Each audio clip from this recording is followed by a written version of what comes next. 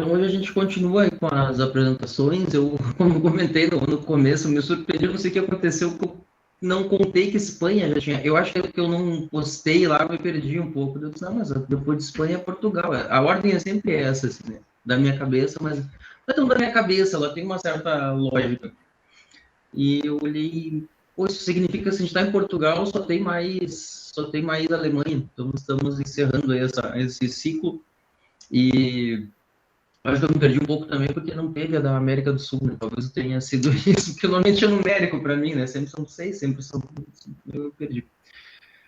Mas é isso, eu acho que a gente veio aí num certo crescente em apresentações. Acredito que hoje não vai ser diferente. Então, para a gente não se alongar muito, eu vou passar a palavra para o grupo e a gente combina de ter esse primeiro momento com o grupo.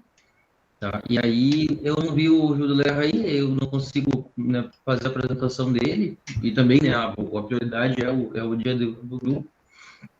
A gente vai administrando o tempo, isso bom, e pode ser de vocês mesmo a iniciativa de dizer, eu acho que aqui daria para a gente parar, porque a gente ali por volta de 9h30, umas 10h15, está num horário mais ou menos bom, né? Vocês conseguem ter ideia de como divide.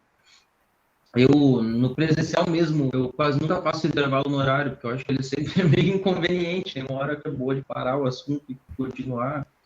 E no presencial ainda escapa da fila da cantina. Né? Então, os alunos normalmente gostam disso. Aí deixo com vocês, é tranquilo isso, podem ir combinando. E qualquer coisa, se der qualquer problema, no princípio hoje vai funcionar tudo bem, mas se der qualquer problema, a gente está aqui nesse link. Acho que de avisos era isso aí. Boa apresentação para vocês. Não se esqueçam, tá? A gente está aí, eu deixei aquele código no chat. Quem entrou depois, só peço aí que copie, que peça para os colegas passarem, para a gente fazer considerações sobre a apresentação. Considerações são boas e ruins, tá? Não precisa ser assim,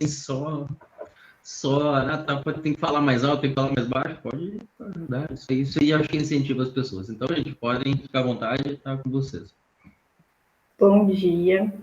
O nosso grupo sou eu, Marina, a Josi e a Priscila. E a gente vai falar sobre as regiões vitivinícolas de Portugal.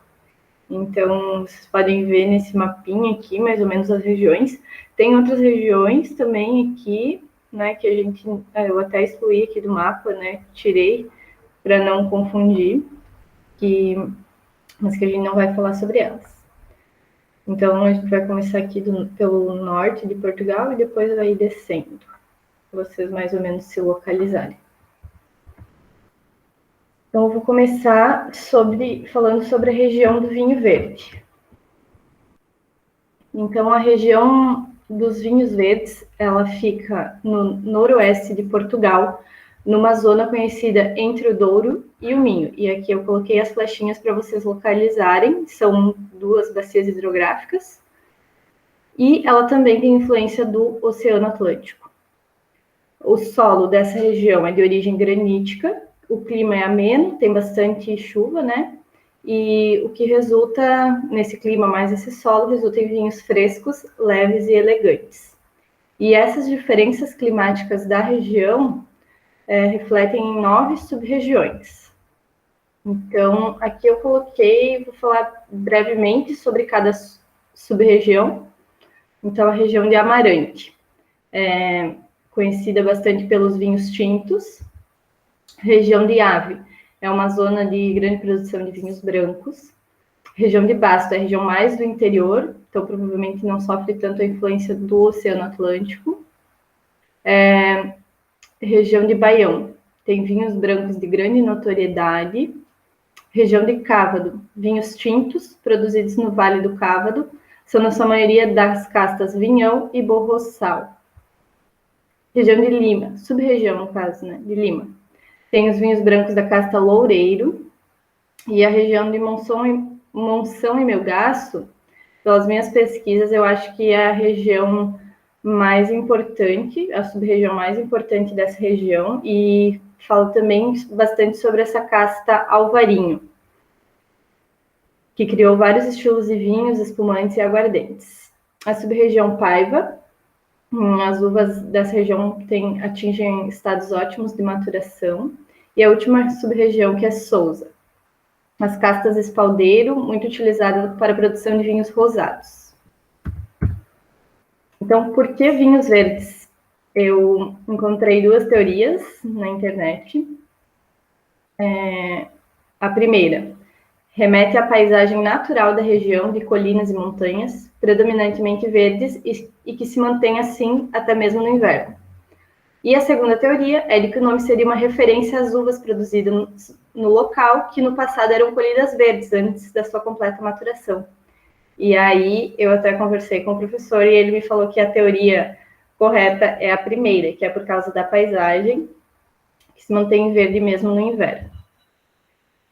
Então, segundo a lenda, os vinhos verdes eles foram os primeiros vinhos portugueses a serem exportados para a Europa. É uma das regiões maiores e mais antigas vitivinícolas do mundo. O vinho verde é sinônimo de diversidade, porque o clima e as castas permitem produzir uma infinidade de vinhos diferentes. Então, a denominação de origem, vinho verde, é empregue a vinhos e espumantes, aguardentes vinícolas e bagaceiras, e ainda o vinagre, de vinho branco, tinto ou rosado. Os espumantes dessa região têm se revelado uma qualidade surpreendente, e a produção de grandes vinhos, conhecidos pela sua frescura natural e o baixo teor alcoólico. O teor em acidez natural dos bagaços e vinhos da região mostram condições técnicas excelentes para a produção de aguardentes e bagaceiros. Então é isso, eu vi que eles produzem vários tipos de aguardente nessa região do vinho verde também. As principais castas brancas, então é o alvarinho, arinto, avesso, azal, loureiro e trajadura. E as principais castas tintas, alvarelhão, amaral, borraçal, espadeiro, padeiro, pedral, rabo de anho e vinhão. Aqui tem algumas fotos, alvarinho, que é uma casta branca, e o vinhão, que é uma casta tinta. Então, agora eu vou falar sobre os vinhos de vinhos verdes. Vinho branco jovem, apresenta cor citrina ou palha, aromas ricos, frutados e florais, dependendo das castas. O branco envelhecido, exibe uma cor dourada, aromas de fruta mais madura, como marmelo e mel. Vinho rosé, revela uma cor levemente rosada ou carregada.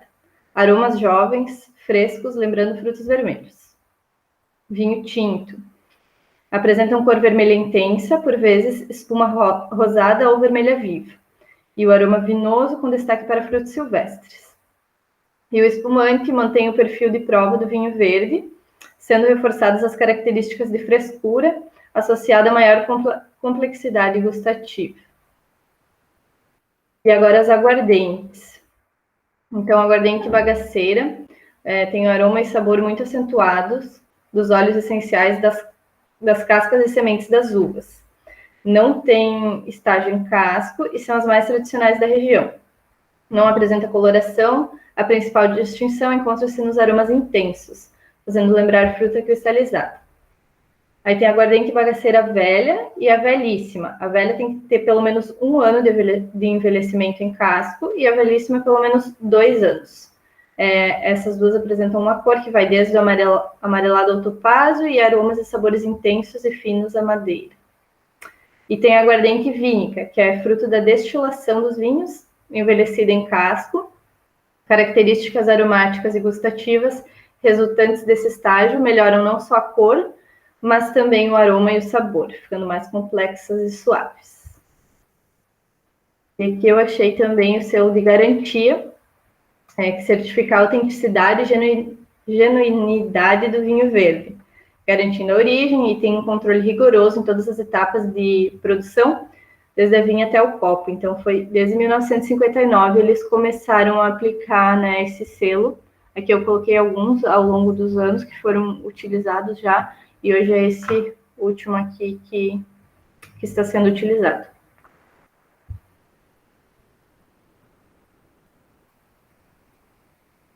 Então, essa foi a região dos vinhos verdes. Não sei se o professor já quer fazer alguma colocação sobre essa região, ou se eu posso continuar e depois... Não, eu vou aguardar Douro por um motivo específico. Eu anotei as coisas que eu quero falar, mas eu converso sobre as duas. Inclusive, eu estava esperando para saber se era Douro ou Prod. Era uma pergunta que eu ia fazer de vocês continuarem. Sim, é Douro agora. Então, região do Douro. Ela fica também no nordeste de Portugal, na bacia do Rio Douro, que eu já tinha mostrado na outra fotinho lá dos vinhos verdes, se vocês lembram. E ela fica rodeada por montanhas que dão características de ambiente e clima particulares para essa região. Ela é dividida em 3 sub-regiões, naturalmente distintas por fatores climáticos e socioeconômicos. Então, essa partezinha aqui, cinza mais escurinho aqui, é a região do Douro. Região vitivinícola, né? Então, aqui tem as 3 sub-regiões atuais, que é o Baixo Corgo, o Cima Corgo e o Douro Superior. Então, antigamente, o Baixo Corgo e o Cima Corgo, estão aqui, eram designadas como Alto Douro, e a produção dos vinhos acontecia nessa região. O Alto Douro e o Douro Superior eram divididos por um monólito, uma estrutura geológica de granito. E depois esse bloco de granito ele foi removido, e aí eles passaram a produzir vinhos também aqui a leste, aqui nessa parte do Douro Superior mais clarinha. Ainda assim, a região do Douro Superior tem uma importância menor do que o resto da região.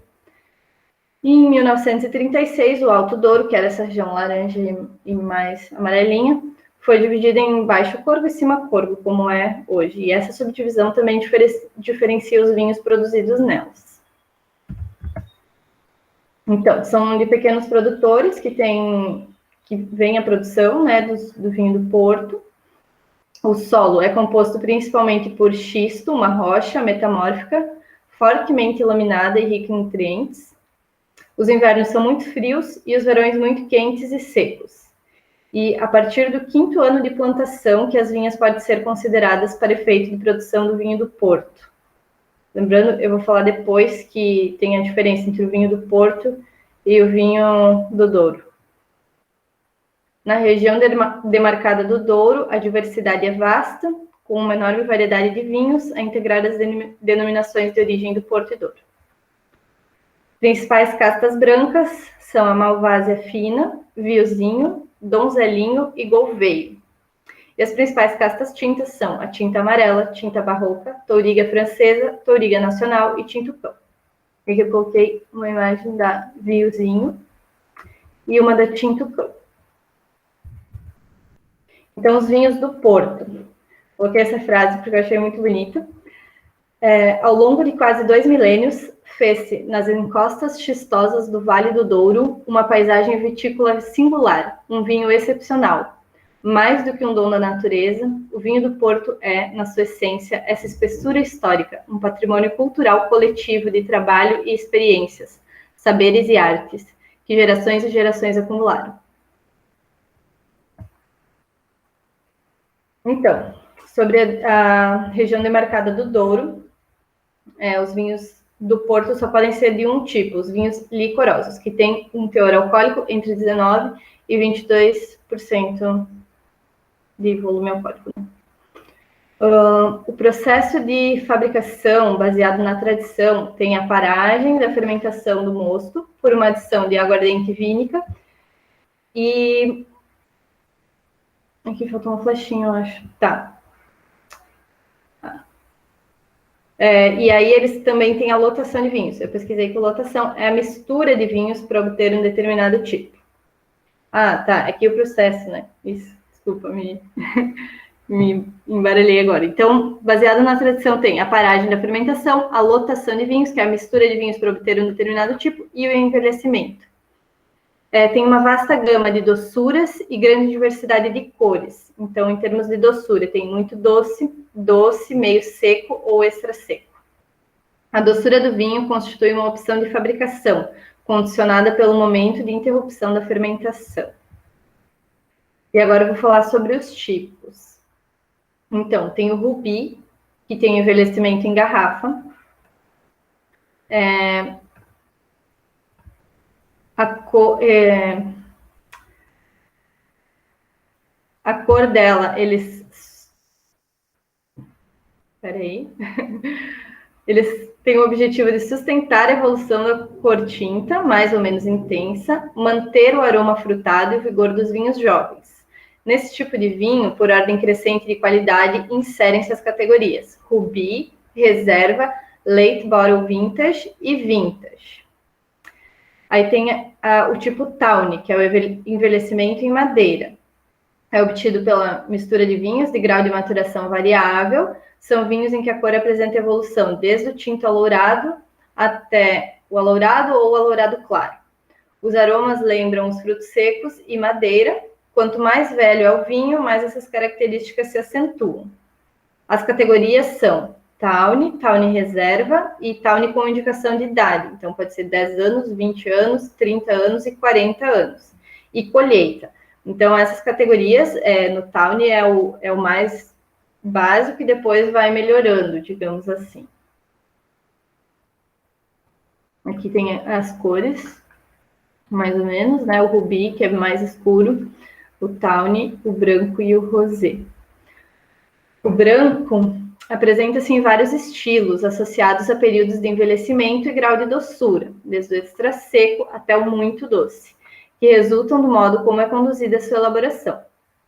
Existem vinhos com aromas exuberantes e frescos e outro com um perfil mais tradicional, com aromas melados e de frutos secos.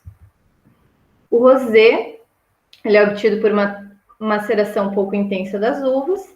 São vinhos para ser consumidos jovens, com boa exuberância aromática, notas de cereja, framboesa e morango. Na boca são suaves e agradáveis. E o branco também, eu não coloquei aqui a descrição, mas também tem essa descrição aqui de indicação por idade, 10 anos, 20 anos, 30 anos e 40 anos. Não sei se chega a 40 anos. E agora os vinhos do Douro, que eu falei antes era vinho do Porto, né, que se difere de vinho do Douro. Os vinhos tintos. A grande maioria resulta de um lote de várias castas, e tem os tintos jovens, que a maioria apresenta uma cor rubi e aromas de frutos vermelhos, tem corpo médio e adstringência equilibrada. Os tintos de guarda têm boa profundidade de cor e aromas complexos e intensos. Quando novos, é comum surgirem notas de frutos pretos, chocolate, balsâmicas, violeta e madeira. São vinhos de grande estrutura e taninos persistentes. Na boca, o vinho é macia, mas mantém-se equilibrado. Uma parte significativa dos vinhos de guarda produzidos no Douro apresenta a designação de reserva ou grande reserva. Os brancos jovens têm cor pálida, refrescantes aromas de frutas cítricas e florais, na boca são equilibrados, mostrando sua juventude. Os brancos de guarda apresentam boa intensidade aromática e boa complexidade. Geralmente passam por um estágio em madeira, apresentando uma cor dourada e aromas tostados de fruta tropical. Na boca são cheios e persistentes. A maioria também possui uma designação reserva e grande reserva, como nos tintos. E os vinhos rosados. Então, acompanhando a tendência de consumo, a nível mundial, a região do Douro tem visto nascer um número cada vez maior de vinhos rosados. Eles apresentam uma bela cor rosada e exuberante, aromas jovens de framboesa e cereja, e devem ser consumidos jovens, de 1 a 2 anos. Na boca, possuem suavidade, doçura e acidez. Agora eu já vou começar a região do Dão. Então, se o professor quiser fazer as considerações. Então, na verdade, eu queria pedir para voltar lá naquele mapa inicial. No primeiro? Uhum.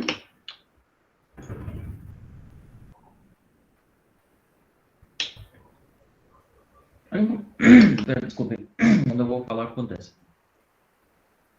Uma coisa que eu queria perguntar assim, para vocês de antemão, para vocês, para a turma, na verdade, olha só. Elas falaram, eu gostei dessa divisão, eu acho que traz, porque às vezes a gente pipoca ali de norte para o sul, de sul para o norte, quando a gente fala do norte inteiro de uma hora só, a gente consegue se localizar, tá? Mas o que eu queria falar na realidade, antes que tudo, vocês estão reparando que Porto, a região do Porto e a região do Vinho Verde, elas são uma do ladinho da outra. e absolutamente do Sim. lado da outra. E o que faz elas serem tão diferentes assim? É aquela história da latitude, né? Latitude 33, paralelo 33, por aí vai. O que faz eles serem tão O distintos? nível, a proximidade do mar, ou o nível do mar, algo assim, não é? Eu também acho. Uma das coisas. Vamos lembrar, assim, vamos pensar no mapa mundi lá. Portugal está no canto da Europa de alguma forma, né? Portugal foi uma franja de mar que a Espanha acabou perdendo aí em algumas discussões internas, vamos dizer assim. Não é por nada que o norte da Espanha, o noroeste, na verdade, né, que está logo ali ao norte de Portugal, fala português, né? Ou fala algo como português, né? Fala aquele galego. Mas o ponto que eu quero chegar não é esse, né? É de dizer exatamente isso. A gente tem Portugal como um país com uma enorme costa, né, pro Atlântico, que é esse mesmo oceano que nos banha, no meu caso, é ali, né? Claro que do outro lado. A primeira grande questão aqui é realmente do vinho verde essa, né? A influência de mar. O vinho verde está muito mais, vamos lembrar que eles estão lá do outro lado, portanto, o mar para eles está à esquerda, está certo, à esquerda e não à direita. Eles estão muito mais próximos do mar. E vamos lembrar ali que o Porto, o Douro, quero dizer, grudado na Espanha, se a gente atravessar a fronteira e ir um pouquinho mais, a gente chega em que região?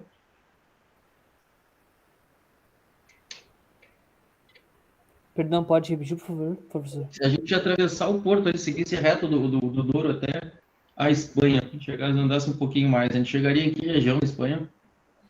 Em que denominação? Não sei. Não é por nada que parece portunhol, mas é verdade, né? A gente chega em Ribeira del Duero. Elas estão exatamente. O Rio Douro, basicamente, ele sai reto ali, né, atravessando essa região e parando na Espanha. E aí eu o mesmo. Pode falar. Não, eu ia dizer que é o mesmo rio, só que do lado de Portugal ele tem esse nome, do lado da Espanha ele tem outro nome. Agora, o que é interessante disso? A gente está falando de 3 regiões que elas não são bem parecidas. E talvez que Ribeira é mais parecida, a Ribeira del Duero é mais parecida com o Douro do que o Dão, que é extremamente diferente.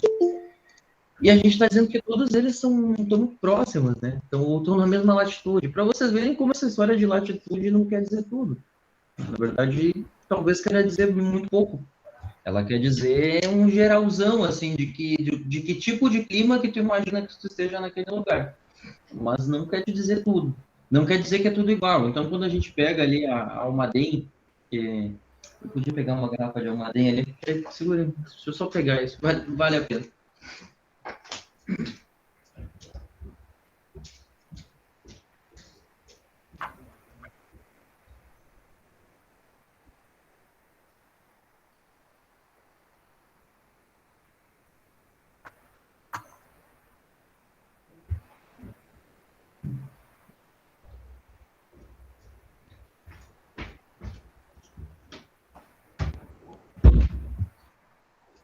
Para me dar nos dedos, eles mudaram o rótulo e não falam mais, mas se vocês... Deixa eu ver se eu acho assim fácil isso na internet, porque é interessante a gente conversar sobre isso. Porque a Almaden, ela tinha como uma das grandes... Sim, se vocês entrarem no site da Miolo aqui, vocês conseguem perceber ali. Eu nem entrei, eu só botei no Google ali Almaden e paralelo para ver se ele achava assim. Ele já achou, eles falavam, e eles ainda continuam com esse apelo, assim, que a Almaden estaria no paralelo 31. E aí eles mostravam que o 31 é o mesmo que está a Austrália, e não sei o quê, portanto o vinho era muito melhor, né? Porque não faz o menor sentido, porque entre o Brasil e a Austrália tem mais que um oceano, inclusive, no meio do caminho, né? Se for para outro lado, tem outro, é verdade. Então, essa conversa em si, talvez um dia vocês escutem, isso aí perpassa o trabalho de Portugal, né? A gente está falando no geral, não é tão verdade assim, tá? Não é tão verdade assim. Então, até porque, assim, se a gente for olhar, eu não sei, é uma suposição minha, tá? Eu não sei se Lages e Floripa não estão no mesmo paralelo, tá? Porque, na verdade, Lages está lá em cima, Floripa está aqui. A gente não vai para o norte, né? Mas a gente vai para sentido oeste e, claro, sobre uma serra. E tem uma diferença enorme, né, entre uma e outra, né? um paralelo entre si, paralelo por si não quer dizer tudo, ele te dá uma ideia de faixa climática, mas não te define as características específicas do lugar, tá? E aí, na sequência, aproveitando, e por que eu quis falar das duas juntas, por causa disso, porque o Henrique pegou boa parte do que é, né? O Dão, na verdade, tem uma influência marítima enorme, e tem também uma questão do local ali de relevo que facilita, tem as zonas muito chuvosas, muito chuvosas, e outras um pouco menos. Aí, o que acontece? Vocês provavelmente cortam grama na casa da praia, na casa, enfim, da cidade, o que for. Você lembra o que acontece quando a gente corta no verão ali num dia, e aí chove no outro? O que acontece? Ela cresce mais. Dali uma semana a grama tá do tamanho assim que tu diz, por que eu cortei, né? Melhor ter deixado como estava. É isso aí mesmo. Aí a gente já mata outra coisa, né? Por que o Dão é conhecido como a região... Oh, Dão, desculpa. Eu olhei pro vinho, olha que engraçado. A região, eu juro que eu li Dão, eu disse, mas que idiotice. Por que a região do vinho verde, vamos lá, é conhecida como a região verde, né? Porque tu imagina, com tanto que chove lá, e não é um lugar frio, a gente está no norte, veja só, a gente está no norte de Portugal. É mais frio que o sul, sem dúvidas. O sul está ali no extremo, praticamente, do que é a Europa meridional, mas a gente está num lugar ainda quente, tá? E essa combinação de chuva e algum calor, é claro que faz a vegetação ser exuberante, tá? E aí, por isso que eles chamam de vinho verde. E por aí eu já comento esse outro ponto aí, né?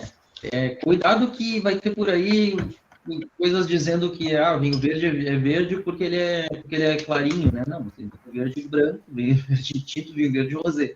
Não é obrigação que ele seja, né? E o vinho verde e branco é branco, não é verde. Tá?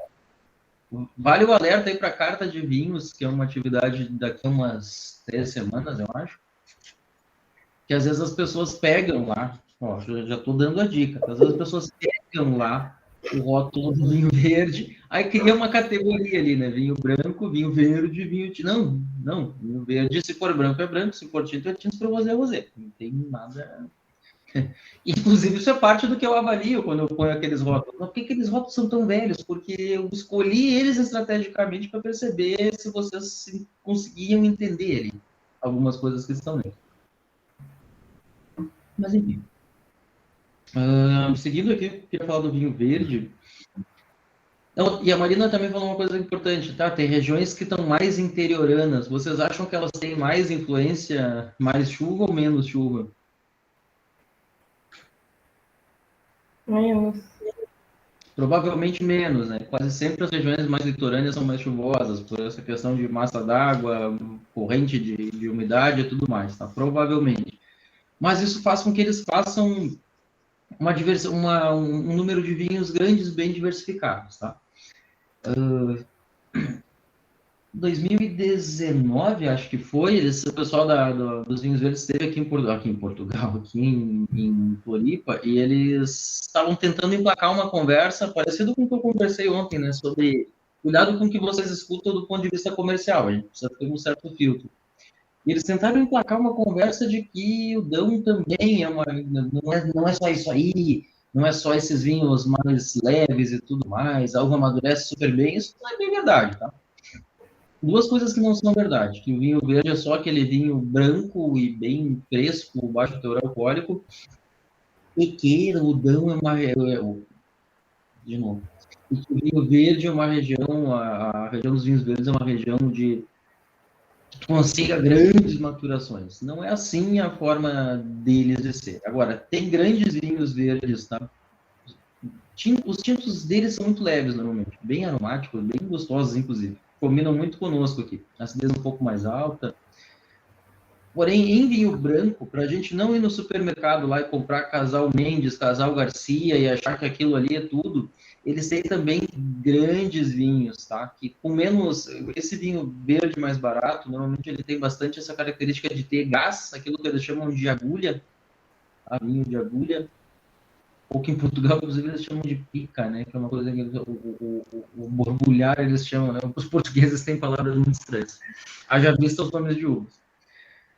E não é bem ácido, tá? Algumas vezes ele é um pouquinho difícil para quem não é acostumado com o vinho mais ácido, mas ele simples e refrescante. Ele boa parte do vinho, o volume eu diria que de vinho verde é assim, mas tem muito vinho muito bom, com potencial para envelhecimento, vinho branco com potencial para envelhecimento também na mesma região, tá? Aí, por que um sai azedinho, borbulhante para tomar logo e outro sai melhor, sai mais diferente sub-região, diferente forma de produzir o vinho, né? Tu consegue faz amadurecimento sobre borras, usa uva mais madura, eventualmente usa madeira, e aí, claro, a gente está fazendo vinhos muito distintos. Deixa eu fazer uma pergunta aleatória aqui no meio. Alguém soube da Maria Aparecida? Que eu vi que ela não estava nem ontem nem hoje. Não. Lembrei disso porque eu resgataria aquela pergunta dela, ou vou continuar resgatando, né? Eu espero que ela veja no vídeo. Como é que o vinho, quanto tempo o vinho vai para carvalho? Isso é uma decisão de cada um, né? Então, eventualmente, tu pode levar a carvalho ou não. E essa é uma das tantas decisões que te faz fazer vinhos diferentes, né? Então, colher a uva mais madura te traz diferença. Amadurecer o vinho sobre borras te traz diferença. E são tudo opções de quem está verificando. Mas o que eu queria assim, deixar bem claro é que se... Deixa eu prender a cadeira aqui, pronto.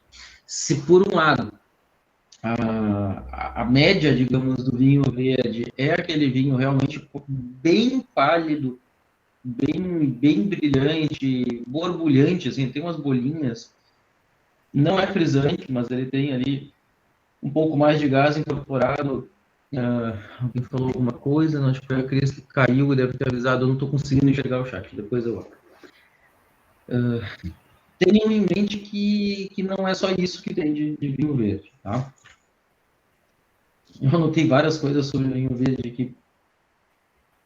A gente falou do porquê que não, né? Porquê que é vinho verde, não é porque a uva é pouco madura, não é porque o vinho é verde, mas sim porque a região é verde. Mas é uma verdade que grande parte dos vinhos deles são feitos com uvas menos maduras. Sobretudo a maior parte desses vinhos que a gente está falando aí. Não é à toa que eles têm ali 9 e pouco, 10, 11, quando muito de álcool, mais acidez. E aí foi esse o ponto que eu me incomodei um pouco. Foi até o Alexandre Lalas, que veio, que é um cara relativamente conhecido. Não, de jeito nenhum, a uva do vinho verde amadurece, não amadurece, não necessariamente. E eu não vejo que isso é um demérito, né?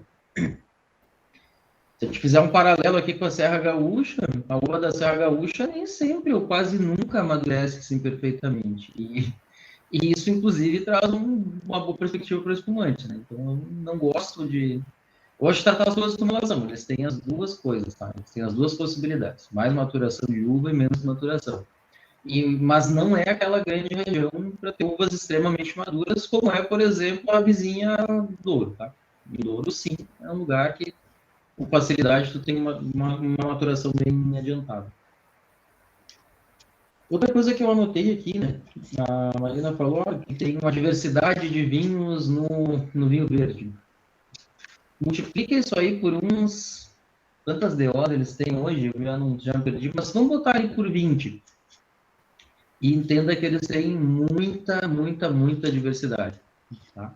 E a gente está vendo que cada região ali tem suas uvas, e não é uma uva, são umas 3, 4, 5, 10 uvas, 15 se bobear, autóctones, ou seja, próprias de lá. O próprio vinho verde ali a gente já viu, vocês viram que era um montão de uvas, né?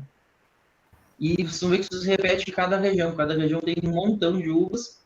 É fácil de identificar que elas são portuguesas, porque elas têm nomes em português, inclusive nomes meio estranhos, né?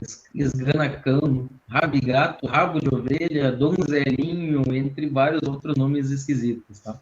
E as uvas mudam de gênero, inclusive, tá? Por exemplo, Maria Fernão Pires vira Maria Gomes só porque muda de lugar. E tem uma história que eles davam os nomes das uvas, tipo, por olharem, olha, se parece tal coisa. Daí eu fico olhando, o que eles pensavam quando eles viam o cacho de Fernão Pires, né? Olha, esse aqui gajo. Essa coisa é muito estranha. Mas Portugal Eu acho engraçadíssimo. Portugal é um país que tem coisas muito típicas, assim, muito próprias deles, e sistemas de fazer a vida acontecer do jeito deles. Então, vocês imaginem que, sei lá eu, mais que 500 anos atrás, eles já estavam lá, já estavam fazendo essas coisas. É claro que muita coisa hoje vai parecer muito estranha pra gente. Tem mais um monte de coisa para falar ainda, tá? Eu fui só anotando ali, deixa eu ver aqui. Outra coisa que eu queria dizer para vocês. As bagaçaias, vocês entendem o que é. Pode ser para a turma inteira, tá? Não? Não muito. Alguém mais de fora do grupo aí consegue saber o que é uma bagaceira? Aguardente bagaceira, eles chamam. Falamos dela ontem? Ainda não. Mas é a mesma coisa que a grapa, tá? E a gente pode também chamá-la de bagaceira, mas na acepção brasileira é péssimo dizer, né? É uma aguardente bagaceira, né? Pô, tira essa porcaria daqui, traz uma melhor. Então, bagaceira a gente acaba não usando a palavra, mas é permitida, é aguardente de bagaço, por isso chama-se bagaceira. Outra coisa engraçada, e a gente está falando de português de Portugal, né? Um vinho com elevada frescura, né? Não é um vinho metido à besta, né? Um vinho com frescor. Eles usam a palavra frescura, efetivamente. Tá? Então, não interpretem errado e, preferencialmente, façam uma tradução do português brasileiro, porque se tu falar em frescura aqui para o teu cliente, ele não vai entender. Tá? Então, eu não tô falando que foi inadequado o uso no trabalho, mas eu estou dizendo que, realmente, referente ao teu consumidor, ele não vai entender, talvez, muito bem o que é um vinho com frescura. Ou vai virar piada, sei lá o quê. Mas para o português de Portugal, frescura e frescor são a mesma coisa. No nosso, assim, no cotidiano, a gente não tem o mesmo significado, né? Já viram algum vinho com alvarinho no Brasil?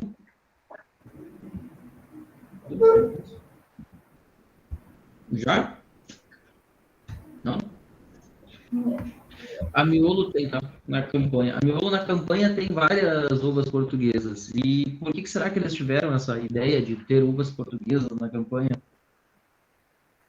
Quando chegaram a uma região com maturação muito melhor e com alguma baixa, mas alguma semelhança com as regiões portuguesas, assim, né, em função de ter menos chuva, mais possibilidade de maturação, aí o verão mais seco, eles apostaram em uvas portuguesas e deu muito certo. Tá? Na Serra do Sudeste também, só foi a aposta do professor Angeben, na verdade. Ele plantou várias uvas portuguesas, inclusive Gouveio para fazer espumante, que é uma uva típica do vinho verde, né? Usada para isso, inclusive. Ele plantou Toriga Nacional e tinha vinhos interessantes aí de uvas portuguesas. Acho que é importante a gente fazer a relação assim, né, do que acontece fora com o que acontece aqui. Outra coisa por aguardente, o que vocês conseguem entender ali, né? Quando eles têm aguardente velha, aguardente belíssima. É engraçado também porque eles não usam termos internacionais, né? Eles não chamam de Gran Reserva, eles chamam de Grande Reserva. Só que essas categorias, elas não necessariamente sejam tão simples de entender. Tá? Algumas vezes elas, inclusive, são pouco definidas. Elas estão na lei, elas são permitidas, mas se joga a definição delas basicamente para que o regulamento da denominação de origem diga como vai ser. Então, ele vai te dizer, vou chutar aqui, tá? Não sei se é bem esse o significado. O vinho reserva é um vinho de elaboração tradicional com características distintas e reconhecidas, conforme regulamento de tal. E aí, nem sempre isso tem clareza aqui. Tem países que isso é bem claro. Por exemplo, na Espanha, a gente, quando fala de um reserva, tu sabe, olha, tem que ter tanto envelhecimento, tem que ser tanto tempo em madeira e mais tanto tempo, né, em garrafa, ou enfim, né, completando entre garrafa e madeira um tempo tal. Em Portugal isso não é bem definido, tá? E outra coisa interessante, e aí eu acabo os verdes e vou pro ouro, vocês viram, consegue ir para aquele slide dos selinhos lá do vinho verde?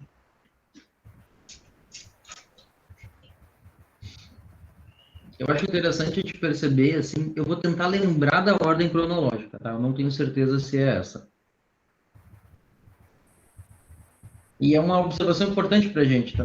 Que eu queria fazer agora. Ali estão eles.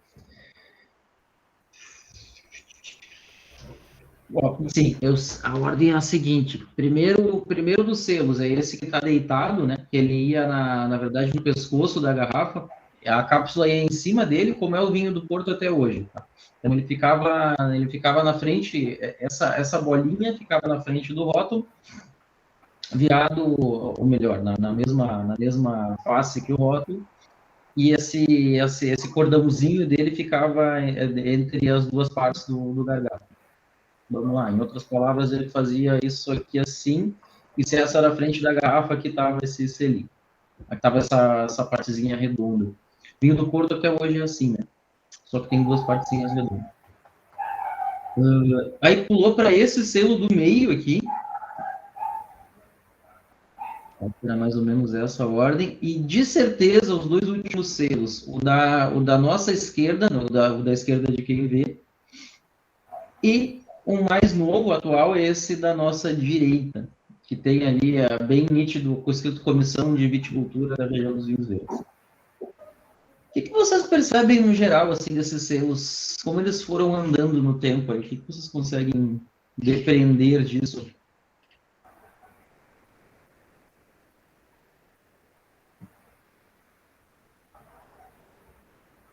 Eu juro que eu olhei assim para o padrinho do Henrique, esperando ele fazer o comentário. Fiquei chateado agora. Vocês não têm uma percepção, assim, de como eles foram mudando? Eu tô tentando racionar, mas não tô conseguindo pensar em nada. Nenhuma... Reparem uma coisa, e aí Portugal é um país antigo e tradicional. Ele sai, alguém falou alguma coisa, peraí, deixa eu tentar clicar aqui, que daí eu deixo o chat aberto. Consegui, muito bem. Tá. A Cristiane está sem câmera, tá tudo bem. Bagaceira no nosso português é que não vale nada, mas em Portugal é aguardente de bagaço. E no Brasil também. Pronto, a Bárbara falou o que eu queria escutar. Ela disse que ele foi modernizado. Absolutamente. Tu sai daquele selo ali, que era quase que pombalino lá, né? Era quase que o selo do Marquês do Pombal, e tu vai parar num negócio coloridinho, bonitinho, sem dúvidas. E se vocês cuidarem, todas as regiões portuguesas, foi bom ter começado pelo verde, eu nunca tinha pensado nisso. Todas as regiões portuguesas, o Douro menos, né? É extremamente tradicional e conhecido por isso. O Porto é um vinho muito austero, de alguma forma, assim, como de tradição. Ainda assim, depois eu vou falar que eles fizeram uma inovação lá. Mas todas as regiões portuguesas entenderam que, olha, ou a gente muda ou a gente fica para trás, porque o mundo do vinho, vamos dizer assim, que o mundo do vinho se modernizou, literalmente, essa colocação. Portugal vende muito, isso é importante, Portugal vende muito para novos mercados. A gente é um dos maiores mercados deles. Todo mundo quer vender para o Brasil, porque o Brasil é imenso. Né? Abrir uma porta para exportar ali, tu tem virtualmente uma possibilidade de vender muito. Eles vendem muito ali na África também. Eles vendem muito na China. Não é por nada que eles fazem essas sessões de treinamentos e trazem produtores e vinhos para Brasil, para China, Angola, porque é onde eles vendem bastante. E esses mercados são mercados menos tradicionais. Tá? Se vocês procurarem por isso, até na verdade tem um vídeo no meu canal do professor Guilherme, lá de Bordeaux, que é um português, embora trabalhe na Universidade de Ciências Agrícolas de Bordeaux, que ele caracteriza isso, né? O que é o consumidor do novo mundo e do velho mundo? E isso é importante porque a gente está falando exatamente do que é a gente ali na frente da prateleira numa loja de vinhos ou num restaurante. O consumidor do novo mundo, ele quer coisa nova. Ele não quer necessariamente... Ele até também toma o vinho do selinho velho, mas ele vai adorar tomar o vinho do selinho novo. Ele vai adorar tomar o vinho da garrafa azul. Ele vai adorar esse tipo de coisa. E isso, né, quem foi sacando isso aí foi se reinventando. Não é por nada que vocês vão ver que algumas regiões de Portugal mudaram de nome. não quero antecipar o assunto aqui, mas elas mudaram de nome. Não é por nada que elas se modernizaram, parecida com o meu vinho verde. Aí tu vai ver o selinho deles, que quase todos os selos eram muito parecidos com esse do meio, ou esse aqui, que ia no gargalo. E eles começaram a entender que isso aí era uma identificação gráfica importante para tu conversar com o teu consumidor. E, sem dúvidas, mexeram nisso. E eu acho que o vinho verde deixa bem claro isso, né? O vinho verde, que é um vinho extremamente fresco, que está muito voltado aí para uma gastronomia litorânea, para país tropical e aquela coisa, tudo é claro que não podia ficar para trás. Tá? E eu acho que Portugal entendeu esse recado extremamente bem. Observem que a Itália continua com rótulo velho, até o vinho barato que tu compra deles, assim, parece que é um negócio de 1 milhão de anos, e não é, né? Um vinho jovem, fresco, para tomar descompromissadamente.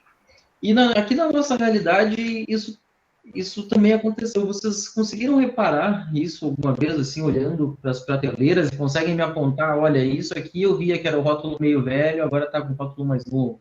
Vocês conseguem perceber isso aqui? Não conseguem? Comecem a observar. Olhem aqueles vinhos. Eu vou dizer uma marca que é a mais característica para mim de que isso aconteceu. Vinho de Bartolo, que eu acho que hoje só chama Bartolo. Quem é um pouco mais experimentado aí, quem já tem umas 2 décadas, esse vinho, eu acho que ele surge no mercado lá nos 900 e qualquer coisinha, tá? É o vinho da cooperativa Garibaldi. Vocês lembram o que tinha no rótulo? Aquela cena que o local gosta, que o gaúcho, por exemplo, gosta, que o cara que sai lá de Porto para passar o fim de semana na serra que gosta, mas que o resto do paulistano talvez não goste, que era a família com aquela foto velha, com aquele negócio de colher uva numa cesta, um negócio horroroso, que era típico, ok, só que não comunica com o mercado. Eles hoje têm um rótulo moderninho, cheio de cor e tudo mais. Granja União tá com um vinho antiquíssimo, nosso primeiro varietal aí tá com rótulo moderno. Aurora, que tinha rótulos velhos também, e de marcas consagradas, disse, ó, bota tudo fora, vamos começar do zero. E isso é um movimento importante, tá? Isso é um movimento importante, acompanhar a modernização do mercado e, sobretudo, atingir jovens. A gente está com um país com um contingente relativamente grande. É bem verdade que a gente está diminuindo um pouco a nossa taxa de natalidade, graças a Deus, mas a gente tem ainda um público que tu poderia atingir. Aí tu imagina uma coisa, o cara sentado ali na frente do Givago, tomando vinho com aquele rótulo horroroso, assim, é claro que isso importa. Isso aí... E essas grandes empresas entenderam isso bem, tá? A Salton também modernizou muitos rótulos, e eu acho que a gente tem que estar olhando para isso e entendendo esses movimentos que acontecem, tá? Isso aí sai do assunto Portugal, mas faz um vínculo aí para a gente ver como Portugal parece que entendeu isso. Como isso está acontecendo com nossos próprios vinhos das regiões bem tradicionais. As regiões novas, elas são novas aqui no Brasil, né? Então elas não têm vínculo com coisas com tradição. As regiões velhas entenderam que precisavam rejuvenescer. Essa música do Belchior, inclusive. Juro que eu vou mais alguns comentários, tá? Já devolvo para o grupo aí. Aí vamos pular do verde para o douro, tá? Então a gente está ali, a gente foi mais para leste, desculpe, mais para leste de Portugal. A gente foi numa região que margeia o vinho Douro, mas o Rio Douro, vamos lá. Agora, essa região ela tem uma coisa interessante, ela não é, por exemplo, o Vale do São Francisco, que é um plano com um rio imenso. O Douro, na verdade, é um rio bem grande, caudaloso e tudo mais, só que ela é uma região de encostas íngremes, inclusive, tá? E isso faz com que o Douro seja um lugar muito lindo, uma das paisagens vinícolas mais interessantes que tem.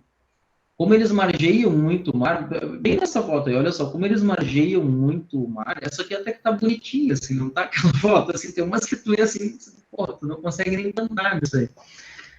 Como eles margeiam muito o mar, eles trabalham muito com curvas de nível, né? Que é para não dar erosão e para tu conseguir plantar decentemente, né? Sem ter que ficar praticamente de alpinismo colhendo uva, né? Fazendo poda. E esse recorte de curvas de nível, assim, para ver vinhedos em curva, vamos dizer assim, é muito típico do Douro. Tem isso no Brasil? Acho que ainda tem. Acho que não. Acho que ainda tem. Tá? Teve um maluco de um português que veio para São Joaquim e resolveu fazer isso, na beira do rio. Era lindo, tu realmente tinha a impressão que tu estava no Douro. Eu nunca tinha visto, nunca próprio, nunca fui, eu não conheço o Douro. Foi a primeira vez que eu vi um negócio daqueles, só que a empresa faliu. Nem sei se os vinhedos ainda existem, suponho que sim. Era a Quinta Santa Maria. Inclusive, ele fazia um vinho do Porto que ele chamava de Portento, né, para não chamar de Porto, que era bem bom, de Cabernet e Merlot. Mas é bem típico deles, tá? E é bem típico dessa situação, que tu vai ter, enfim, grandes desníveis no relevo, curvas e tudo mais, um jeito de tu burlar isso. E por aí também a gente entende por que eles tinham pequenas propriedades, né? Além de ser várias pessoas que eram ali, famílias que iam se desmembrando, isso aí nas nossas famílias às vezes acontece, né? O bisavô era dono de uma terra, aí dividiu para os filhos, e os filhos eram sempre imensos, assim, né? Não era um filho, eram 7, 10 filhos, 12, e aí divide para os outros, para os seus filhos, e por aí vai, e as propriedades cada vez ficam menores, né? Então, o Douro tem muito isso. Embora tenha grandes empresas que produzem vinho do Porto, por exemplo, Symington, Sandemans, Van Zeller, caramba, 4, a Churchill, a produção de uvas ainda é predominantemente em propriedades pequenas, e inclusive pequenas porque tu não consegue fazer, né, grandes extensões num negócio que não é plano. Por outro lado, isso aí faz com que o Douro seja muito diverso. Entre uma quadra que está com desnível X e a outra do lado com desnível Y, pode ser que ali a gente já tenha diferença. Tá? E o Douro aproveita bastante isso. É verdade que a média do vinho tem uma característica geral de boa maturação, uma região que as uvas amadurecem muito bem, sem problema nenhum. O teor alcoólico mais alto, a gente fala em 13, 14, com facilidade. É uva bem madura, até mesmo por nada que eles fazem o vinho tipo Porto, né, deixando as uvas secarem. Tem diferenças entre sub-regiões. Tá? Lembre-se que as 3 sub-regiões, inclusive, são Cima Corgo, Baixo Corgo e Douro Superior. E eles mudaram, que era, né, exatamente, eles acabaram mudando o nome de Alto Douro para Baixo Corgo e Cima Corgo. É isso aí mesmo. Professor, eu acho interessante fazer também pontuar aqui, que essa região aqui, mais cinza escurinho, né, que é onde tem a produção das uvas. Só que o vinho é produzido aqui, né, no Porto e, na verdade, é produzido em Vila Nova de Gaia, né? Era outra coisa que eu tinha pontuado aqui para falar na sequência. Tá? Reparem que a denominação de origem Douro e a denominação de origem Porto são coisas diferentes. Embora, por isso que, às vezes, quando lá no começo do semestre esse assunto é muito desconhecido para vocês, e eu tenho que falar, assim, ordenar o trabalho, eu digo lá, assim, regiões / denominações de origem, porque essas coisas nem sempre são coincidência. Denominação de origem Douro acontece na região do Douro. Denominação de origem Porto acontece, inclusive, dentro do território da denominação de origem do Douro. Mas é outra denominação, e é uma denominação para vinho licoroso, né? E sim, o Porto é interessantíssimo, vinho antiquíssimo, né? Enfim, uma tradição enorme. Não sei se vocês repararam, quando eu falei das grandes empresas que tinham na região, todas elas tinham nome em inglês. Symington, Grahams, como é que é a outra lá? Eu falei agora há pouco. Churchill. Por que será?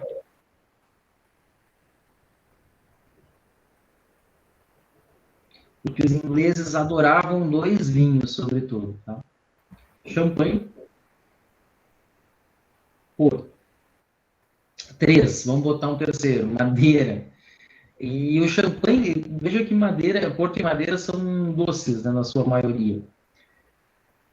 Só champanhe que eles tomavam sem açúcar, então não, eles adoravam vinho doce. O champanhe da época que tem muitos anos atrás, aí, séculos atrás, que era feito para mandar para a Inglaterra, era extremamente doce. Inclusive as categorias se entrecruzavam, assim. Podia, vamos dizer assim, tu podia ser, vou chutar aqui, o seco ia de 10 a 20 gramas, o meio seco ia de 15 a 30, ou seja, tinha uma hora que tu podia escolher se ele era meio seco ou se ele era seco. Mas, de fato, os ingleses que não produziam vinho, adoravam vinho, até hoje é um dos lugares que tem aí, uma das escolas mais famosas de sommelier, né, a W7, Wine and Spirit Education Trust, que é realmente uma referência do mundo, e que ainda hoje não produzem vinho, tá certo? Está errado. A Inglaterra está produzindo, eles sempre produziram coisas muito poucas, eles são sem muita umidade, né? Mas eles estão investindo muito em espumantes, e talvez, a produção é pequena ainda, mas acredito que vai começar a ser um produto típico que vai aparecer pelo mundo, assim, como espumante inglês. De alguma forma, o estilo francês, tá? Grandes maturações, aquele corte clássico lá de Cabernet, de Chardonnay, Pinot Noir, Pinot Meunier, e por aí vai. Eu nunca tomei. A próxima vez que eu for à Europa, eu quero, ou que alguém vier de lá, eu quero pedir que me traga uma garrafa. Dando sequência aqui para devolver a palavra, mas hoje foi bom, assim, foi isso aqui, legal de falar. Lotação, tá, gente? Não prestem atenção nessa frase, é uma coisa dessa expressão, isso é um típico de Portugal, é o mesmo que corte. Eles falam, os vinhos foram lotados, foram cortados, tá? Mas é a palavra que eles usam para isso. E o vinho do Porto, como ele é um vinho, ele segue uma lógica de espumante, tá? Ele normalmente não é safrado e ele tem a cara da empresa. Ou seja, tu faz um esforço grande para que ele seja muito parecido, para que eu tome um vinho do Porto hoje ou daqui a 50 anos e ele tenha, assim, no mínimo o mesmo espírito. Eles destacaram, eu acho que o que tá, onde tem Ruby e tal, ele está um pouquinho mais para frente, eu acho, né? Isso, eles destacaram bem aqui. Se vocês, isso aí a gente costuma ter lá no campus, se vocês compararem um Ruby com um Tawny, qual que é a diferença? O Tawny, inclusive, é traduzido por aloeirado, porque ele tem a cor menos forte, menos intensa, tá? Mais oxidada. Por isso que o Tawny é um que envelhece em madeira e que tem mais oxidação. O Ruby não é exatamente privado de oxidação. Todo o vinho do Porto é feito de uma forma mais aberta e ele acaba sendo mais oxidado. Mas ele tem menos oxidação. Isso faz com que ele tenha menos essa parte de aromas aí que vem da oxidação, como frutas secas, amêndoas, nozes, e mais aroma de frutas vermelhas e a cor mais viva, tá? E que tenha mais intensidade em boca, porque a oxidação também tira muito tanino. Então, o Tawny é um vinho mais delicado em boca e menos frutado. De alguma forma, ele acaba sendo mais complexo, não vou dizer que exatamente mais complexo, mas ele sai daquela base de um vinho que é extremamente frutas vermelhas para um vinho que já tem aí mais notas de envelhecimento mesmo, tá? Os portos com idade são um Tawny. Os portos tem outras categorias de porto, como por exemplo o vintage, não é um vinho Tawny, é um vinho de, vamos dizer assim, de base de Ruby. E tem também, qual que é a diferença desse vintage e desse late bottled vintage? Quando que acontece o vintage? Olha, nós temos uma safra excepcional, absolutamente, assim, fora do padrão. Vamos fazer um vinho safrado, vamos fazer um vinho vintage. Aí eles fazem um vinho, engarrafam já de antemão, e esse vinho é feito para que... E a lógica é, né? Eu não posso destruir esse vinho se eu entendo que ele tem um bom potencial para envelhecer. Então eu não oxido ele, eu deixo ele mais preservado e ele vai envelhecendo na garrafa. E às vezes tem aquele ano que é muito bom, mas não é excelente. E aí lá pelas tantas, no decorrer no andar desse vinho, no andar dos anos, eu provo ele e digo, pô, mas isso aqui poderia ter sido um vintage.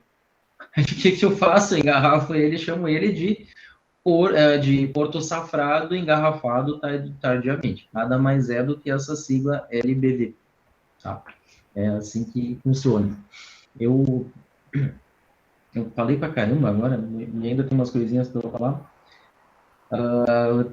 Eu indicaria que vocês talvez dessem uma olhada de novo, já que o vídeo vai estar gravado nisso, porque eu acabei falando coisas importantes. Eu sei que é bastante informação ao mesmo tempo, mas são coisas... E também teria, se a gente fosse assim, a fazer assim no ritmo mais gostoso, a gente ia passar a vida e não ia acabar. Então não tem muito como a gente desviar disso. E imaginem que não sou eu falando o tempo inteiro, né? São porquês que eu gosto que vocês façam essas apresentações. Mas, enfim, né? Tentem dar uma olhadinha, porque eu acabei falando algumas coisas importantes que vocês vão se deparar na prática. Aí, tá? Duas coisinhas para fechar, tá? Vejam que eu comentei isso um pouquinho antes. As designações de qualidade em Portugal não são assim bem estritas, então às vezes elas são meio da cabeça, e elas são todas em português de Portugal, tirando as do Porto. Por que será que as do Porto não são em português de Portugal?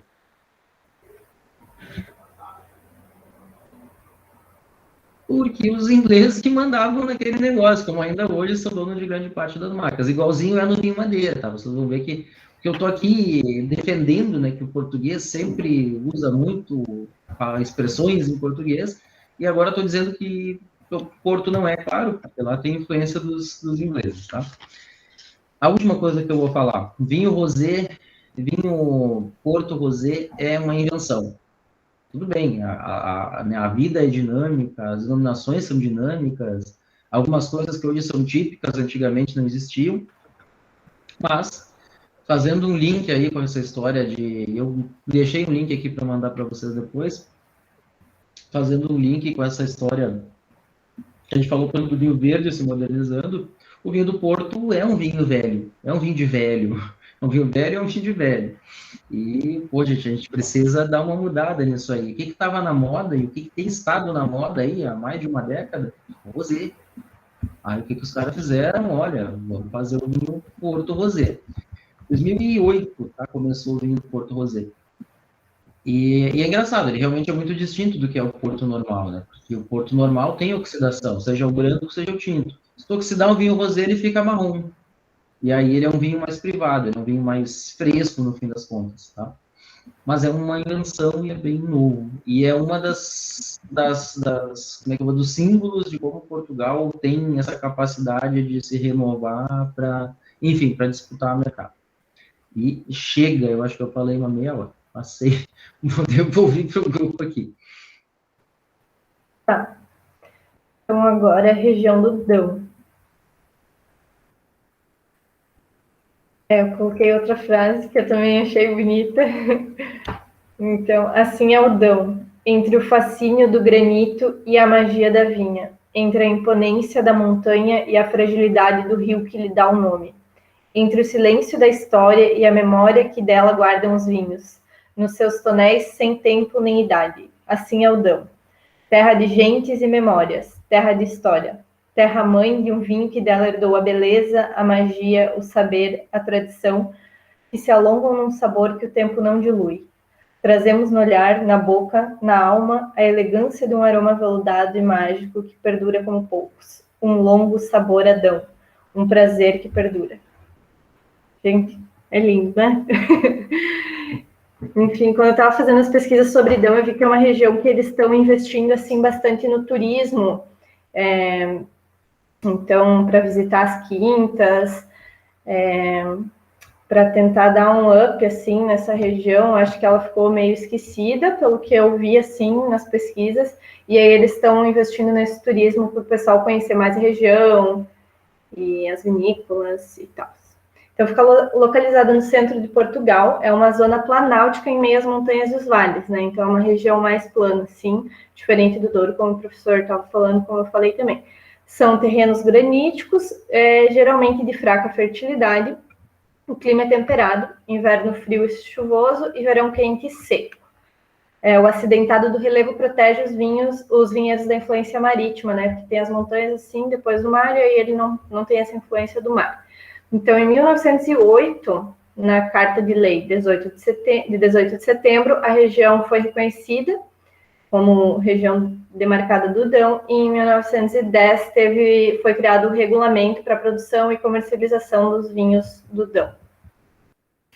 Essa região possui 7 sub-regiões. Na pesquisa não encontrei muito sobre cada sub-região, então não vou especificar nada sobre elas, mas elas são Alva, aqui tem um mapinha do lado que dá para ver, Besteiros, Castendo, Serra da Estrela, Silgueiros, Terras de Azurara e Terras de Senhorim. Se eu não me engano, Serra da Estrela é o único lugar que neva em Portugal. Então, a gente pode notar que é uma região alta, no meio dessa região que era para ser plana. E as principais castas brancas, então, são Barcelo, Bical, Cercial, Encruzado, Malvásia Fina, Rabo de Ovelha, Terrantês, Uvacão e Verdelho.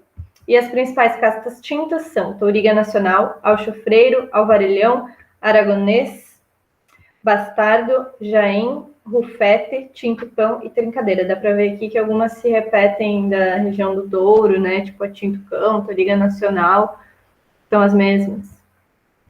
Aqui tem uma foto da Bical e aqui uma da Touriga Nacional. A Touriga Nacional é a principal dessa região do Dão. Então, agora os vinhos do Dão. 80% da produção de vinhos do Dão é de vinhos tintos, sendo que 22% é feita com Touriga Nacional. Esses são dados de 2019.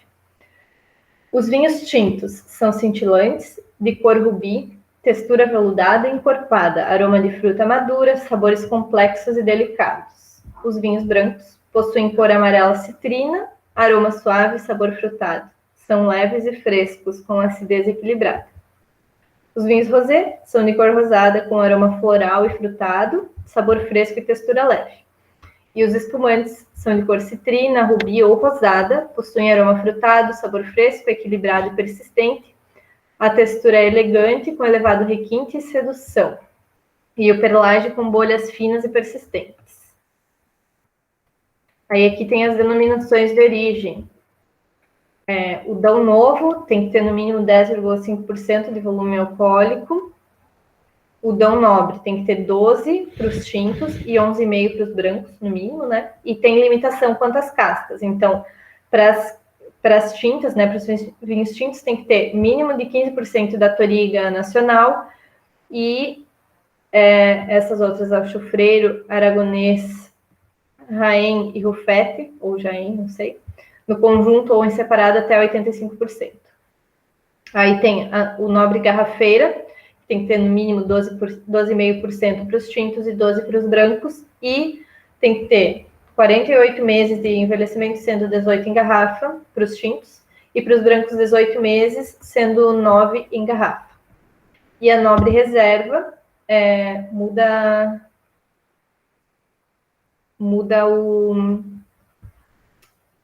o envelhecimento, que tem que ser tinto 42 meses e branco 12 meses. Aqui eu coloquei invertido, né? Porque o garrafeira é melhor, digamos assim, do que o reserva, né? Que tem mais envelhecimento. Isso é o que eu tenho para falar sobre a região do Dão. Deixa eu intervir um pouquinho para não fazer comentários tão longos. Agora, uma coisa interessante, assim, vocês já escutaram falar sobre o Dão? Não, só na pesquisa. Aí que tá. Até, e de alguma forma, eu esperei agora para comentar isso, até 30 anos atrás, talvez, o que produzia o Douro? Vinho do Porto. E ponto. E uma região que tinha uma enorme possibilidade de produzir vinhos de mesa de boa qualidade, não produzia. E aí, simplesmente, teve uma questão interessante, assim, né? aquela história, assim, de alguma forma, como a educação pode mudar as coisas, né? Não foi, em boa parte, sim, foi educação. Os filhos dos produtores tradicionais saíram para estudar, e eles voltaram e disseram, poxa, a gente podia fazer um pouco diferente aqui. E aí não é por nada, parece nome de coisa de sacanagem, mas não é, tá? Não é por nada que volta e meia, se vocês pegarem essas revistas de vinhos, vocês vão ouvir falar no Douro Boys. Também não é banda de pagode nem nada. São os filhos, né? São os filhos dos enfim, produtores tradicionais que saíram, estudaram, voltaram e disseram, a gente pode fazer diferente. E fizeram. Tá? Então, esses grandes vinhos do Douro que tem hoje, que inclusive são o que a gente tem, assim, de alguma forma, como o vinho de referência de Portugal, aqui para o nosso mercado, são relativamente modernos, são relativamente novos. Quem que estava no lugar quando antes deles aparecerem? Dão. Dão era a principal região. Agora, o engraçado é que são vinhos extremamente distintos, tá? Vocês bem deram conta de dizer, assim, que o Dão é uma região, enfim, mais fria, mais amena, e realmente é, não sei se é tão fácil voltar no mapa, mas também não tem tanto problema se não conseguir. Porque vocês vão ver, assim, que o Dão é uma região mais interiorana, tá? O Dão tá um pouquinho mais, tem menos influência, tem bastante, dá uma olhada ali, aquela foto a gente olha, o Dão é mais plano. O João Santos aqui da Rio Sol que diz que o Dão é a Borgonha da França, desculpa, é a Borgonha do Portugal. E de certa forma é verdade, né? Bordeaux é uma região de vinhos mais intensos, mais austeros e o Dão não, olha só, o Dão está bem no meio do país aqui, né? Bem no meio do continente. Então não tem tanta influência litorânea, tem bastante mais continentalidade, né? Então se espera aí que tenha mais amplitude térmica, né? Mais a temperatura média mais baixa, e tem algumas diferenças de altitude, embora realmente a maior parte dele seja mais plano. É meu vinho português preferido, tá? Os meus dois vinhos portugueses preferidos são regiões contíguas, né? São Dão e Bairrada. Eu acho que ali se fazem os vinhos com mais sutileza, com um pouco mais de acidez, e, nossa, vinhos que eu gosto muito. Ano passado eu tomei um Dão era mais velho que eu, 70 e qualquer coisa, que era um espetáculo de vinho. Tava no finzinho dele, assim, depois de aberto ele começou a morrer bastante, mas são vinhos que têm enorme potencial. E outra coisa interessante, o que eu ia falar? Nossa, deu uma travada aqui, mas uma coisa interessante, e o assunto morreu para mim. Sim, lembrei. A Touriga Nacional, que é uma uva extremamente usada no Douro, só para botar um pouquinho mais de pimenta na história, na verdade é do Dão, é originária do Dão. É uma das grandes castas deles, junto com o Jaén, ou Jaén em espanhol, que também é usada na Espanha. O que mais que eu queria falar? Sim, eu esqueci de dizer uma coisa sobre o Douro. Primeira região demarcada do mundo, tá? 1700 e lá vai qualquer coisinha que eu não lembro a data. Se vocês procurarem ali pelos marcos pombalinos, pombalinos não era lá, não era a praça das pombas fazer cocô lá, né? Era o Marquês do Pombal. Foi ele que resolveu fazer isso. Então, Portugal tem essa importância também de ter sido o país que começou a demarcar regiões. E eu não lembro em qual trabalho, talvez foi no da França que eu comentei isso com vocês, né? Só e antes de mais nada era precaução. Longe de ser exatamente assim, dizer, aqui a gente faz o vinho desse jeito, com tais regras, começou a ser precaução quase que comercial, por quê? Porque já se sabia, desde muito tempo, se vocês voltarem lá nos fenícios, já se sabia, e olha, tem vinho de tal lugar, vinho da Grécia é bom, vinho de tal lugar é melhor. Já se tinha essa ideia, e aí o que começou a aparecer? O sujeito dizendo lá que isso daqui é vinho do Porto, e não era. Então usava, falsificava, e aí uma vez o Pombal diz, não, peraí. E começaram a perder mercado, inclusive. E a média de vinho que andava se vendendo era horrível e não era do desencanador. Aí então, vamos organizar. Aí botou lá os marcos, disse, só o que está disso aqui para dentro que é vinho do Douro, que é Porto, na realidade. E ali começou a história como a gente tem hoje. E um outro detalhe que eu esqueci de falar do Douro. Sim, ele é do Porto, mas o Porto é a cidade da frente do Rio Douro, né? Na verdade, ele é feito em Vila Nova de Gaia. Tem uma única explicação para isso, não sei se vocês chegaram a ver. Acho que é só pela questão comercial mesmo, do Porto ser Tributação, mais importante e aí levar esse nome. Tributava menos na Vila Nova de Gaia, atravessa essa porcaria e engarrafa lá. Foi mais ou menos por isso. Então, eu vim do Porto, mas quase todo ele é engarrafado em Vila Nova de Gaia. Tem outros lugares, mas o principal lugar de engarrafamento do Porto é Vila Nova de Gaia. Deixa eu ver se eu tinha mais anotado mais alguma coisa. Não, eu acho que é isso aí que eu queria falar sobre o Dão. Mas é uma pena, assim, o Dão não aparece mais tanto pra gente. E para mim é um dos melhores vinhos de Portugal. Com bairrada que desapareceu completamente do Brasil. Hoje tu encontra um ou dois bairradas. Tá, eu vou só mutar meu microfone agora, que a Josi vai falar sobre as regiões de Tejo e Alentejo. Aqui no mapa já dá para ver que é essa marronzinha e a laranja. Aí eu vou mutar aqui meu microfone para ela apresentar. Eu vou fazer o mesmo aqui.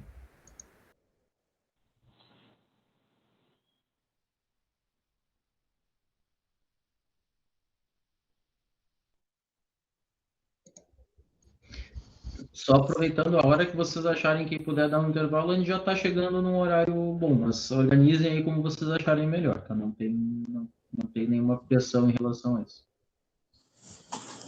Tá, eu vou falar da região do Tejo. Nesta região vitinícola, situada no centro de Portugal, é dividida em 3 diferentes zonas produtoras. Bairro do Norte do Rio Tejo, que é composta por colinas e amplas planícies com solos argilo-calcários com poucos de xistos, mas no norte bom para tintos. Charneca, o sul na margem esquerda do rio, com solos arenosos, temperaturas mais elevadas, com uvas mais maduras que o resto da região. O campo situa-se junto às margens do rio, com solos aluviais e clima mais marítimo, vinhos com caráter frutado, acidez e frescor. A arte de produzir vinho remonta a 2000 anos antes de Cristo, quando os tartesos, que é o nome que os gregos davam para as primeiras civilizações, iniciaram a plantação da vinha junto às margens do rio. As histórias continuam pela cronologia, com o ano de 1765 a destacar-se pelo desaparecimento da vinha nos campos do Tejo, como consequência de uma ordem imposta por Marquês de Pombal. A região apresenta clima moderado, com temperaturas médias, compreendidas entre 15 a 16,5 graus. O valor da insolação situa-se cerca de 2.800 horas por ano, sendo um pouco mais elevada a norte da região, nomeadamente na zona de Tomar, e um pouco menos elevada a sul da região, nomeadamente na zona de Coruche, que é uma vila portuguesa, Coruche, tá? Quanto aos solos do Tejo, existem essencialmente 4 tipos. Solos xistosos no norte, numa pequena área perto de Tomar. Solos de aluvião muito férteis, numa zona das planícies inundadas periodicamente pelo rio Tejo. Estas cheias são responsáveis pela elevada fertilidade do solo. Solos argilo-calcários, campos mais irregulares, onde as montanhas se alternam com planícies chegando até a fronteira do norte da região. Areais na margem esquerda do Tejo, mais para o sul até o Alentejo, com baixa produtividade. É uma zona muito seca, com temperaturas mais elevadas no verão do que o resto da região, e onde a maturação das uvas é mais rápida. As margens norte do rio Tejo têm um relevo irregular, predominantemente as formas baixas com altitudes que rondam a 200 metros. O principal acidente orográfico existente na região é a Serra de Aires e Candeeiros, delimitando a região a norte. As principais variedades de uvas. Fernão Pires é a casta mais expressiva da região, muito utilizada na produção de vinho branco, sozinha ou em lote. Está presente na composição de vinhos brancos, frisantes e licorosos, e nas colheitas tardias. As principais castas brancas são Fernando Pires, Arinto, Verdelho, Alverinho, Chardonnay e Sauvignon Blanc.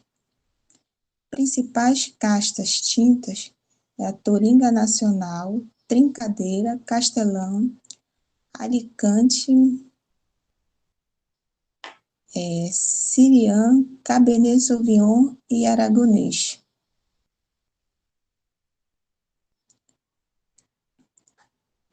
Os vinhos do Tejo têm de ser provenientes exclusivamente de vinhos produzidos da área demarcada. A partir das castas autorizadas e vinificados dentro da região, a produção das vinhas é limitada, não devendo passar de 9 litros por hectare. São 6 as sub-regiões demarcadas: Almeirim, Cartaxo, Chamusca, Corucho, Santarém e Tomar. O limite de produção é limitado e a exigência em termos de análise sensorial é menor, bastando atingir os 55 pontos. Estes vinhos podem igualmente utilizar os designativos de qualidade, reserva, colheita selecionada, escolha e garrafeira, mas os critérios também são mais leves. Os vinhos tintos, cor granada, enquanto jovem, a qual com o tempo evolui para rubi, denota taninos equilibrados e arredondados, com uma complexidade de aromas intensa, de onde sobressai o sabor a frutos vermelhos. Os vinhos brancos, cor cítrica, de aroma frutado, sobretudo de fruta tropical e pêssego, combinado por aromas florais, o que denota fineza na boca. Há ainda o vinho rosé, o frisante, menos gasificados, que é menos gás, né? De que espumante pode ser mais ou menos doce. O espumante, o licoroso e a colheita tardia.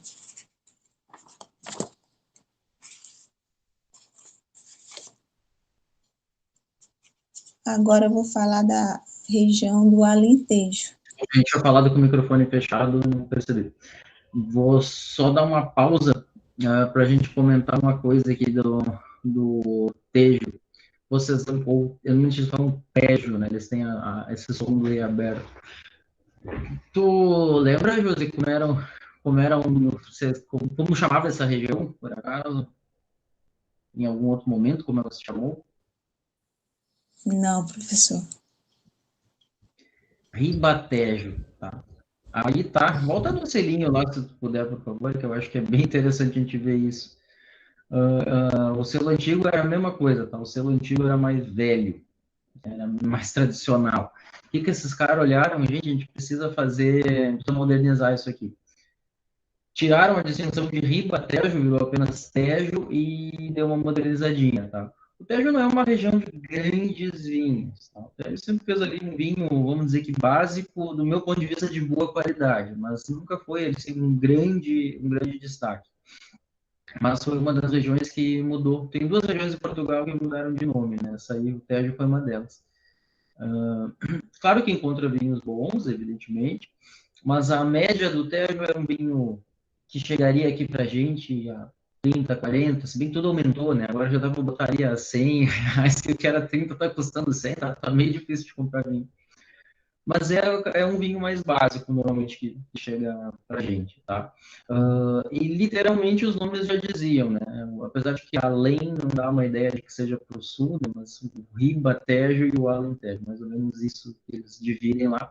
Não confundam as duas coisas, tá? O Tejo elas têm algumas semelhanças, o Tejo é menos quente e de alguma forma menos conhecido. E quando vocês falarem do Alentejo, eu vou comentar uma coisa ali, de como eles acabaram sendo regiões abandonadas do ponto de vista da vitivinicultura. Mais o Alentejo do que o Ribatejo, o Tejo hoje, mas, enfim, depois eu comento sobre isso. Deixa eu ver se tem alguma outra coisa que eu queria falar. Vocês lembram que aragonês, tempraninho são a mesma coisa, né? Então, não esqueçam disso. Escuta esses nomes assim, são, na verdade, a mesma uva. Outra coisa que eu queria comentar, a própria, o que é um solo de xisto, né? Nada a ver uma coisa com a outra aí, com o nosso assunto especificamente, mas aquele negócio de gás de xisto, né? Que na verdade é gás de folhíleo, que seria o nome correto, né? Tipo do solo. Dizendo que o xisto eles falaram aí que era uma rocha muito laminada, né? E é mais ou menos aí, ele que acaba criando aí combustíveis fósseis, gases, né? No meio dessas camadas de interfolhas, quebrando isso aí e captando gasto, e tem uma fonte de combustível. Uma das que mais acabam com o meio ambiente, mas está bem na moda aí o tal do gás de xisto. Enfim, agora foi um comentário rápido, efetivamente. Já passo para vocês de volta. Tá, agora eu vou falar sobre a região do Alentejo. A história do vinho no território, que é hoje o Alentejo, é uma história que decorreu imersa em enredos tumultuosos, dividido entre períodos de bonança e prosperidade, entrecortados por épocas de cataclismo e atribulações numa flutuação permanente de vontades, com longos períodos de trevas, seguidos por breves ciclos iluministas e vanguardistas. O que se sabe é que quando os romanos aportaram as terras do sul de Portugal ao território que é hoje o Alentejo, a cultura do vinho já fazia parte dos hábitos e tradição das populações locais. Por esta época, a cultura do vinho no Alentejo contava já com quase 2 séculos de história. A persistência de uma cultura de vinho desde os tempos da Antiguidade Clássica permite presumir com elevado grau de convicção que as primeiras variedades introduzidas no território nacional terão arribado a Portugal pelo Alentejo, a partir das variedades mediterrâneas. No entanto, foi com os romanos profundamente letrados nas principais técnicas agrárias que se generalizou a cultura do vinho e da vinha no Alentejo. É mesmo provável, se entendermos aos registros históricos existentes, que a produção alentejana tenha proporcionado a primeira exportação de vinho portugueses para Roma. A área de vinha do Alentejo ronda os 22.100 hectares, o que corresponde apenas a cerca de 10% da área dedicada à cultura de todo o país. Nesta região encontram-se os solos mais pobres, sendo uma cultura basicamente por terrenos com declives suaves, cuja exposição dominante é o sul. O início do ciclo vegetativo da videira é marcado pelo abrolhamento das castas mais precoces, nomeadamente o Fernão Pires e Castelão, o que ocorre geralmente durante o mês de março.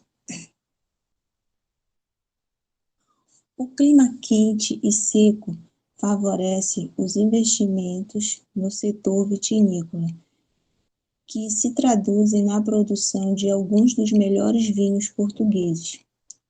O Alentejo, ao contrário de outras regiões, fica no sul de Portugal, e por isso muitas das condições são significativamente diferentes. O solo é composto de xisto e areia, a altitude é mais baixa e o clima é quente, com invernos amenos e baixa incidência de chuvas. Em sua maioria, os vinhos alentejanos são tintos encorpados.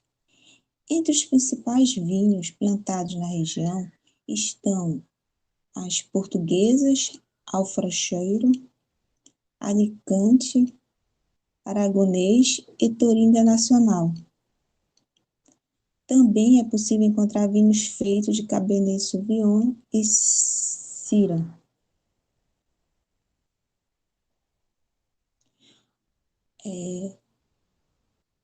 Alfrocheiro produz vinhos ricos em cor, com bom equilíbrio entre álcool, tanino e acidez. Casta difícil, muito suscetível à doença, por isso é cada vez menos utilizado. É mais delicado, né? O Alicante, apesar de não ter origem portuguesa, alguns dos melhores vinhos do Alentejo utilizam essa casta, que dá vinhos grandes, cheios de cor, de textura, de volume e de intensidade. O Aragonês, conhecida na Rioja como Tempranillo, no Dão e Douro como Tinta Roriz e abundante na região de Lisboa. Gera vinhos elegantes e vigorosos, com notas de frutas vermelhas e especiarias. O Cabernet Sauvignon é raramente engarrafada sozinha, estando presente de forma discreta em muitos blends para aportar estrutura e sustentação aos vinhos. O Castelão, variedade de uva mais plantada em Portugal. Esta cepa versátil pode produzir vinhos frutados, suculentos em geral, com toques animais e de couro. Tem boa acidez e taninos marcantes, podendo ser bebido também jovem quando envelhecido. Syrah, variedade melhor adaptada ao clima rigoroso do Alentejo, conferindo um caráter mais encorpado, de frutas mais madura e suculenta, notas de especiarias picantes. Toringa Nacional, uma das castas mais emblemáticas de Portugal. Produz vinhos de cor fechada e intensa, ricos em aromas e sabores de fruta, além de agradáveis notas florais. A Trincadeira, uma das variedades melhor adaptadas ao clima extremo do Alentejo, dando corpo, acidez e frescor aos tintos.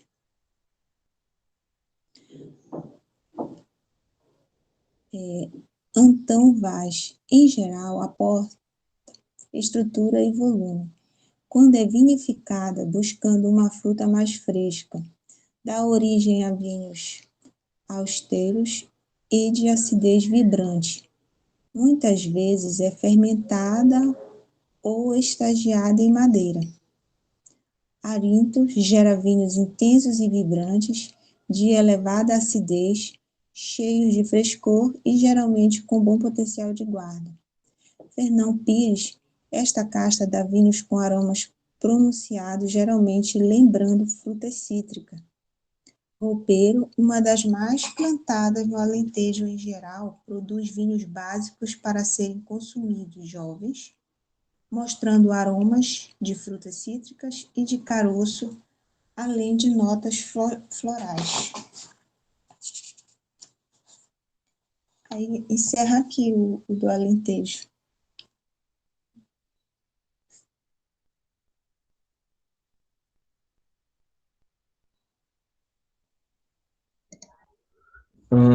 Vocês querem dar uma paradinha agora? Eu acho que agora dá pra gente fazer a pausa, daí depois a Pri apresenta. Tá, perfeito. Que aí eu vou. Até porque no Alentejo eu tenho bastante coisa para comentar. Bastante não, mas eu posso levar. Mas eu posso usar em um tempo grande, então não é conveniente fazer isso aí agora. Então, quanto tempo vocês querem? Hoje eu acho que eles estão indo bem, assim, de tempo. Provavelmente a gente consiga até ir com mais folga no intervalo e acabar, inclusive, mais cedo, muito provavelmente. Lembrando, né, gente, que o tempo que sobra nessas aulas é um tempo que a gente tem para tirar dúvidas, para perguntar e tudo mais. Então, quanto a gente faz? 15, eu acho que tá bom, mais do que isso não precisa. Perfeito. 9h50, tá ótimo. 9h50, 10h05 a gente retorna. E qualquer coisa eu vou estar aqui, mas eu ia botar uma música portuguesa, mas vocês vão me matar, vão rir. Eu gosto de músicas portuguesas, mas se alguém quiser a sugestão, tá? Amor Uma música que assassina, chama... professor. Não, portuguesa de verdade. Também não é o Roberto Leal, que não é português, é uma música. Eu vou pôr. Não, Roberto Leal, eu tenho vergonha alheia do Roberto Leal, inclusive. Vou botar então, pronto, eu vou procurar aqui durante o intervalo, vou deixar rodando aí. Então, bom, nos encontramos aí 10h05, vou interromper. Não, vou deixar gravando a música, inclusive, só de sacanagem, porque eu acho. Não, porque depois o YouTube disse que eu tô usando uma música que eu não podia usar, verdade, eu vou parar aqui.